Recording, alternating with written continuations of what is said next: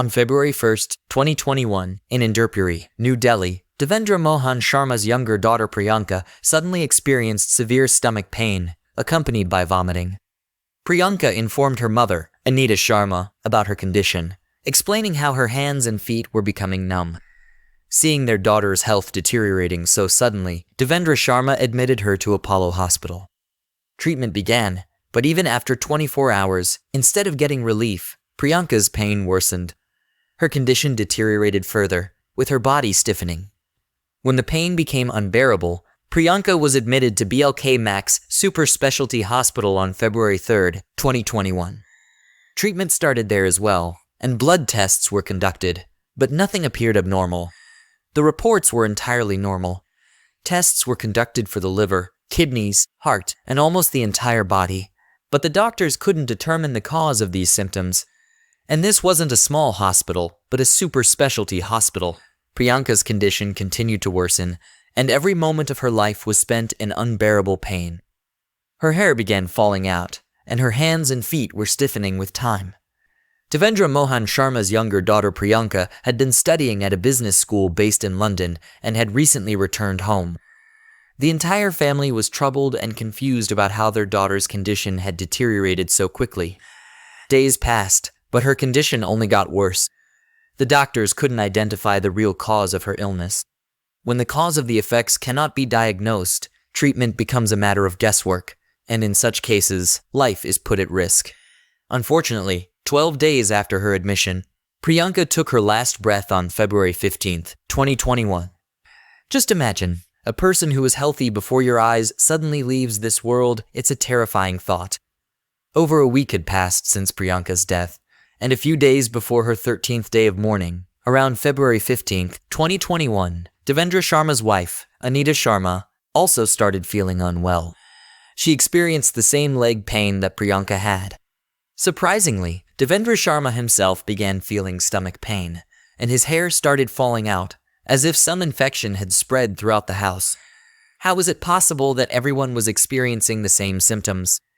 Moreover, the housemaid also suddenly fell ill. Somehow, Anita Sharma, Devendra Sharma, and their maid were admitted to the hospital. Among them, Anita Sharma's condition worsened the most, and she was admitted to Delhi's Sir Ganga Ram Hospital. Just before Priyanka's condition worsened, Divya had returned to her in-laws' home in Greater Kailash. She had been staying with her 2 children at her parents' house for a few days. Within a month of Divya's return, a lot had happened. Just as Max Super Specialty Hospital was clueless in Priyanka's case, a team of doctors at Sir Ganga Ram Hospital was equally confused about Anita Sharma and Devendra Sharma's cases. The reports were normal, but the symptoms were severe. Fortunately, due to treatment, Devendra Sharma and his maid recovered, but there was no improvement in Anita Jai's condition. On March 4, 2021, Devendra Sharma received a call from Divya's husband, Varun Arora, stating that Divya's health had suddenly worsened. Divya's condition was even more critical than expected, and upon seeing her, Devendra Sharma was shocked. Just 20 days prior, he had returned from his daughter's funeral. His wife was battling between life and death, and now his elder daughter was in a dire condition, as if the weight of the world had descended upon his doorstep. Divya was immediately admitted to Sir Ganga Ram Hospital, but due to unexplained neurological symptoms, she fell into a coma on March 6, 2021. This was no ordinary infection. It signaled a bigger danger. Brigadier S. Katak, the director of the hospital's medical administration, understood this, as even after conducting all the necessary tests, the cause remained unknown, though everyone was exhibiting similar symptoms. The only difference was the severity of each person's condition. On March 14, 2021, Brigadier Katak ordered heavy tests for everyone involved. When the test results came in, they uncovered a conspiracy so sinister that it became one of the most sensational cases in the country. A case that revealed the poison hidden in the sleeve is far deadlier than one might imagine. Thallium is a tasteless, colorless, and odorless heavy metal poison. It is said that Saddam Hussein of Iraq and even Vladimir Putin of Russia used this poison to eliminate their enemies discreetly. Thallium sulfate was found in dangerous doses in the bodies of Divya and Anita Sharma, not just a little, but thousands of times more than normal levels. This was why, just a week after the test results, Anita Sharma took her last breath on March 21st, 2021. Devendra Sharma had already lost one daughter and his wife before his very eyes, and his other daughter was still fighting between life and death. On the next day, March 22nd, 2021, Brigadier S. Kadok mentioned in a detailed medical analysis report that Devendra Sharma's entire family, including Priyanka Sharma, had been given thallium sulfate. But the biggest question remained, who was behind this? Usually, in such cases, people suspect their domestic help. But this case was different because even the maid was hospitalized. Also, thallium is banned by the government, so it's not easy to get hold of from medical or general stores. Given the way the entire family was targeted, it had to be the work of an insider. But who? When Devendra Sharma thought hard about where it all began, his mind went back to the afternoon of January 31st, a day before Priyanka's health worsened. That's where the mystery began to unravel. On January 31st, 2021, in Inderpuri, New Delhi, Devendra Sharma, his wife Anita Sharma, and their elder daughter Divya, who had been staying there with her twin children for a few days, were all at home. That afternoon, Divya's husband, Varun Arora, visited, which was unusual because Varun rarely came to their home. Not only did he come, but he also brought cooked basa fillet fish with him, saying he had prepared it for everyone himself. The family was surprised by Varun's change in behavior, but also happy. He served everyone with love, and they ate it with delight. Since both children had already been fed milk, they were not given the fish. Priyanka, who was out at the time, returned home around 5:30 p.m. At 6:30 p.m., when Priyanka was hungry, Varun personally served her 2 large pieces of fish. Later that evening, Varun took Divya and the children back to their home in Greater Kailash. Devendra Sharma also recalled that when the family asked Varun to eat the fish as well, he refused, saying that he had been to a comedy show where he laughed so hard that his jaw hurt.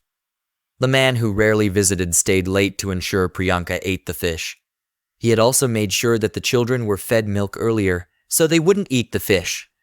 From the next day, Priyanka's health gradually worsened as she had eaten the largest pieces of fish. All these points pointed to a deep conspiracy, and Devendra Sharma suspected that the mastermind behind it all was none other than his son-in-law, Varun Arora. Varun Arora came from a wealthy family and had a large, luxurious home in Greater Kailash. He had a flourishing real estate business and made about Rupee 500 per month just from rental income as a side income. Despite his financial stability, he orchestrated this devious plan. An FIR was filed against Varun at the Inderpuri police station, and he was arrested on March 24, 2021, after which the investigation began. The revelation of how a man used thallium to craft such a heinous conspiracy stunned even the Delhi police. Meanwhile, Anita Sharma. The autopsy revealed thallium poisoning, and traces of thallium sulfate were also found at Devendra's home. The police retrieved Varun's laptop and mobile phone to investigate the angle of an extramarital affair. In fact, some print media even suggested this as the reason for the crime, while the truth was far from that. Varun had deleted his search history beforehand, but the police's tech team managed to recover it easily. Varun had also searched for Google 3-sulfate, which was seized by the police. However, acquiring highly toxic substances like thallium is not so easy. Thallium was previously used to kill rats and insects, but due to its misuse and the rising cases of homicides in the country, the government banned it. Now, it is only used for industrial purposes, such as in the manufacturing of optical lenses and low-temperature thermometers, and it requires government permits and special licenses. It can only be sold and purchased from company to company. Now, the question arises, how did Varun Arora get his hands on this poison? Initially, media reports claimed that he ordered thallium from the dark web, but these claims were false. The truth came to light when the police examined his and his mother Gia Arora's bank account statements. Varun was quite cunning and had planned this meticulously. He knew he wouldn't get thallium easily, so he created fake documents using his father-in-law Devendra Sharma's brother, SM Sharma, who owns a company called Lord's Homeopathy. He placed an order for 25 grams of thallium sulfate from a chemical company named Pharma Affiliate in Panchkula, Haryana. The company in Panchkula had no idea that they were dealing with a genuine order from someone who intended to use it to eliminate his own family. Varun made the payment for this order through imps from his mother Urvija Arora's account, which was registered under Varun's name. A payment of rupee 22,131 was made on December 18, 2020, about a month and a half before the fish curry incident, and a second payment of rupee 13,440 was made on March 1, 2021, exactly 3 days before Divya's health deteriorated. Varun was so clever that he had the order delivered not to his home, but to his uncle's house in Gurugram. The police verified this with the delivery boy from DTDC courier service and the watchman of the house in Gurugram. The watchman, Titu, testified that he received the parcel at Varun's request, and neither the watchman nor Varun's uncle was aware of what was in the parcel. All the evidence and witnesses were screaming the truth, which left Varun with few options when the police interrogated him. He confessed to the crime but lied about the reasons behind it. Varun claimed that his in-laws humiliated and belittled him over trivial matters because his real estate business was not doing well. However, this was entirely false. The real reason lay in the madness of this mother-son duo, which led to the destruction of Devendra Sharma's entire family. In 2009, Devendra Mohan and Anita Sharma's eldest daughter, Divya, married Varun Arora, who lived in Greater Kailash, New Delhi. They had everything, but one thing was missing. More than 6 years had passed since their marriage, and Divya was unable to conceive. Therefore, in 2016, they consulted fertility specialist Dr. Indira Ganshan, who informed them about the F option, and with the help of IVA, Divya gave birth to twins in August 2016, one son and one. The atmosphere in both families was filled with joy. There was nothing left in the house that was lacking for the two new lives. Every family member celebrated the arrival of these new lives. However, the happiness of this family was overshadowed when someone from outside cast an evil eye, and those within the household began to quarrel. In 2020, Varun's father, Shander Lal, passed away, and about 3 months later, Divya naturally conceived. Due to some complications, Divya consulted the same lady doctor, but during the checkup, severe complications were detected that could endanger Divya's life. For safety reasons, the doctor advised her to have an abortion, and Divya agreed to this. Divya was already a mother of 2, and in such a situation, risking her life for a third child didn't make sense. When Divya explained everything to Varun, he and his mother, Urvija Arora, became extremely furious upon hearing about the abortion. They believed that this third child was none other than the reincarnation of Varun's father, Shander Lali, and that he would be born as Varun's son. This belief was strengthened because the expected delivery date coincided with Shander Lal's date of birth. Therefore, they could not bear the thought of an abortion. This led to chaos at home, with Varun not hesitating to raise his hand against Divya, and his mother treating her poorly.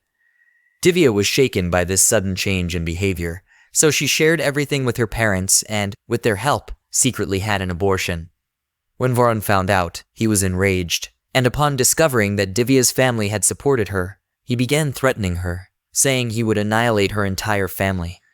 Both mother and son had gone mad, and a dangerous plan began to take shape in Varun's mind.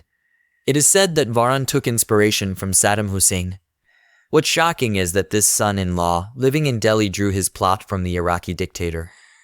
Varun confessed that initially, he thought of using mercury or lead as a weapon since both substances are easily obtainable.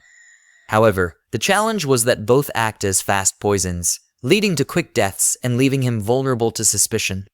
So, he decided to use thallium instead, which acts as a slow poison and is undetectable in standard blood tests. On January 31st, 2021, when Varun served the poisoned fish to Divya, it didn't affect her much at first, perhaps because she ate less. Although Divya was showing mild symptoms, they were initially not severe. Therefore, Varun placed another order for thallium. The second payment of 13,440 was made on March 1st, demonstrating the depth of Varun's hatred and his desperate desire to rid himself of Divya. Finally, on April 9th, 2021, Varun's dark intentions bore fruit as Divya succumbed to life after battling for her breaths on a ventilator for several days. Within 2 months, Devendra Sharma had lost his entire family. The question now is whether Varun and his mother, Urvija Arora, received punishment. To find out, let's delve into the court proceedings. When the case reached court, many twists and turns emerged. When the charge sheet was filed, the prosecution sought to charge Varun Arora under triple murder, attempted murder, and 5 counts of administering poisonous substances. However, the magistrate denied classifying it as a triple murder, stating that Priyanka's post-mortem had not been conducted, and it wasn't clear whether she had also been poisoned. How could a post-mortem be conducted when Priyanka was the first family member to die? And until then, no one was aware of the conspiracy. Priyanka was being treated at BL's Max Super Specialty Hospital, but no doctor there could detect heavy metal poisoning. In fact, based on the symptoms, her diagnosis was attributed to Guillain-Barré syndrome or rabies. After Priyanka's death, the cause of death was mentioned as rabies, despite her not having been bitten by any dog or animal. Therefore, the petitioner, Devendra Sharma, accused the 2 doctors from BL Hospital, Dr. Atul Prasad and Dr. Rahul Handa, of creating a false and fabricated report to save the accused and destroy evidence, seeking an investigation against them. The magistrate rejected this appeal on the grounds of the absence of a post-mortem report. When we researched the failed diagnosis angle, we found that thallium is notorious because once it enters the human body, it redistributes in various tissues and organs like the liver, kidney, and brain within hours. There is a significant time lag in symptoms, leading to mild symptoms like pain in limbs, abdominal pain, etc. As the days go by, the person's condition deteriorates, and by the time a blood test is done, thallium levels in the bloodstream have decreased to the point that they become impossible to trace through standard blood tests. When the magistrate dismissed the petition, Devendra Sharma knocked on the doors of the Delhi High Court. In the meantime, an issue arose where the prosecution raised questions about the police's role in the case. It was revealed that when Varun was arrested, he had ingested a small portion of thallium himself to prove that this was not a murder plan, but merely that he too had eaten the poisoned fish. Varun was admitted to AIIMS, thus evading police custody for 15 days. The prosecution questioned how Varun could consume thallium under police surveillance, alleging collusion with the accused. Additionally, there was a demand for the arrest of Varun's mother, Urvija Arora, but unfortunately, she has not been arrested to this day because, according to the court, there was no solid evidence of her direct involvement in the conspiracy. In fact, funds to purchase thallium were transferred from Urvija Arora's bank account, but the defense argued that Urvija did not transfer the funds herself, nor was her phone number registered with the bank. The amount transferred was done through Varun's phone, linked to Urvija Arora's bank account.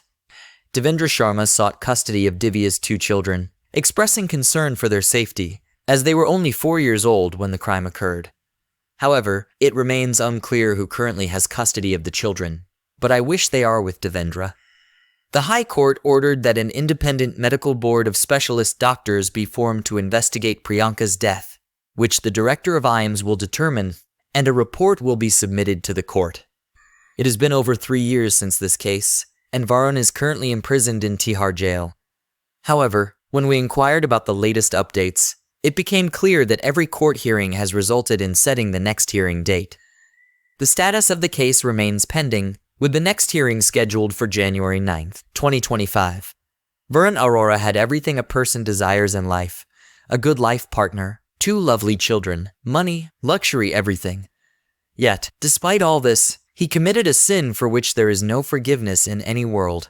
He did not even consider his children, from whom he took their mother. This case demonstrates how an irrational obsession in a person's mind can force them to fall to such depths. There was also a case of thallium poisoning in Maharashtra, where an agricultural science graduate woman killed her husband and 4 in-laws with this poison.